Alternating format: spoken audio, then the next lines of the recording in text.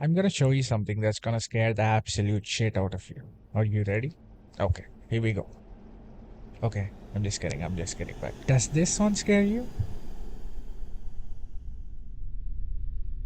Have you ever asked why Chandramukhi, a mainstream Rajinikanth film from 2005, even after all these years and countless horror movies later, still crawl under the skin the way it does? What is so exceptional about this and the whole movie in general? Let's find out.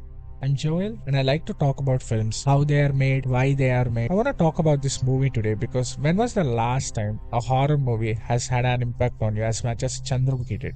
At least a South Indian one. I mean, sure, there are a few films like RGV's Dayam, Marri Chettu, Kanchana, Pizza, Demonte Colony, etc. But did it really have an impact on you to this day? I mean, at least for me, it did. Chandramukhi is once at a crowd pleasing star vehicle, a masala entertainer, and a serious study in how cinema stages the uncanny. The film plays a very careful role between psychological realism and supernatural spectacle, and that tension is what makes it linger. Senthil and Ganga move into a grand ancestral mansion. Ganga begins behaving strangely. Sleeplessness, trances, violent strength, and the household spirals. Two men arrive to fix things. A charismatic psychiatrist played by Rajinikanth and a religious figure who insists on ritual. The plot is adapted from a line of films.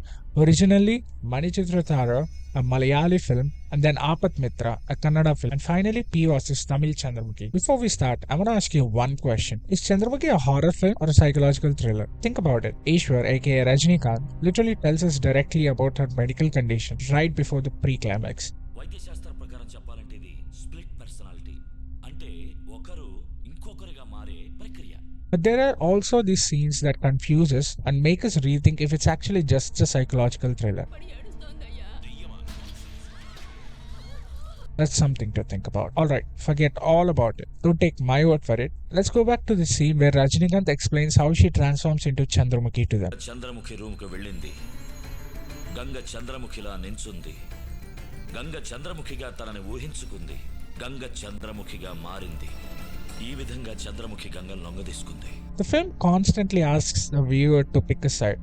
Is this possession or disassociative identity? I mean, it's pretty obvious that she's possessed by the spirit of Chandramukhi, right? If you're still not convinced, let's take a look at this scene. Did you hear that? Now, this one.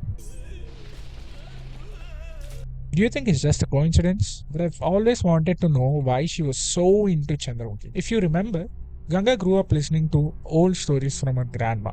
She literally involves herself into every character she listens to. But what about Chandramukhi? Why her? Why was she interested in her?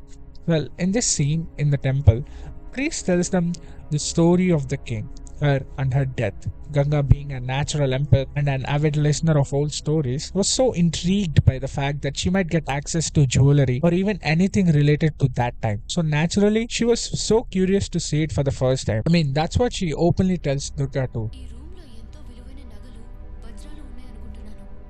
లోపలికెళ్ళి ఎవరు ఏది ఎత్తుకెళ్ళకూడదనే ఇన్ని కథలెళ్లారు.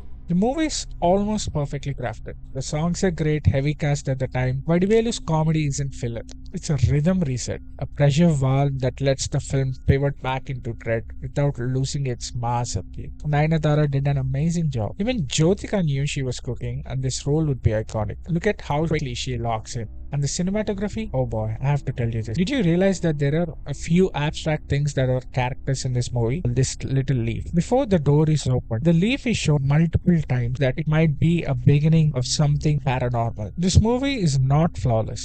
There are logic gaps. Why a woman with superhuman strength dances and searches for a lover instead of finishing a supposedly clear vendetta? Why some manifestations seem strange then suddenly physical? These movements point to the film's larger commitment. It privileges spectacle and star movements over strict internal consistency. That's not an accident. It's the masala bargain that film makes with its audience. But the bargain costs narrative clarity. And why was she only plotting to kill her husband during the day and dancing during the nights? Couldn't she have done it while he is asleep? And if she is really the spirit, couldn't she have seen beyond that Rajinikanth ducked at the very last minute and she literally just lit the mannequin on fire? All of this really leans towards it being a psychological thrill. Even the climax would have been perfect if the director had just removed those two scenes where the clock pots explode. Because every time she scared people, it was legit with her physical appearance. The shadow, her hand, psychic vibrations, but it's good that Bollywood corrected it by showing that she threw a stone and she pushed the clock. But then again, it was too late because Jyotika has created a legacy that will never be forgotten and can certainly never be matched. So, my question, horror or a psychological thriller? The answer is it's both, and neither at the same time.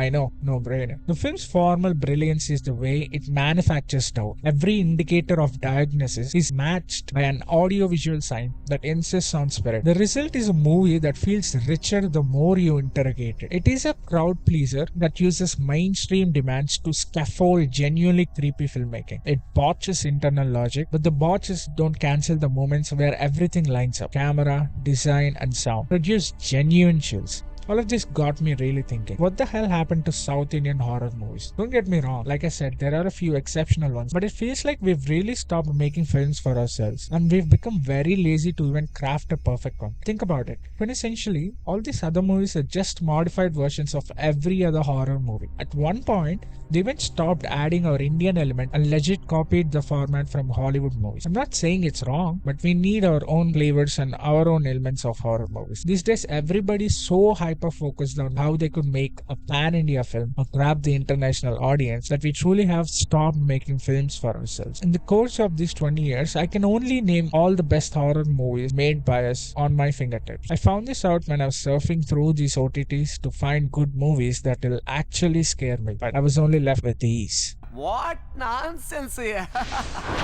దెయ్యాలంటే నీకు భయమే లేదా?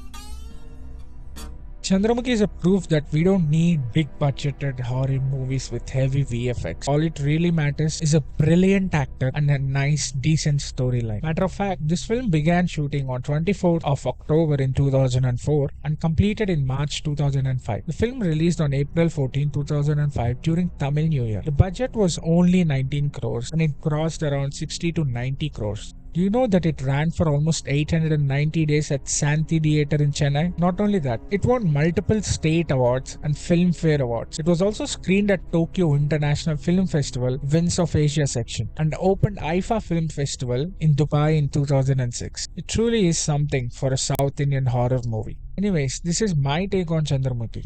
Fun fact, this is my first ever movie in a theatre, but luckily I fell asleep during the first song and woke up to the last function song and then fell asleep again. But yeah, if you love the breakdown, please let me know what you think and I will see you in the next video.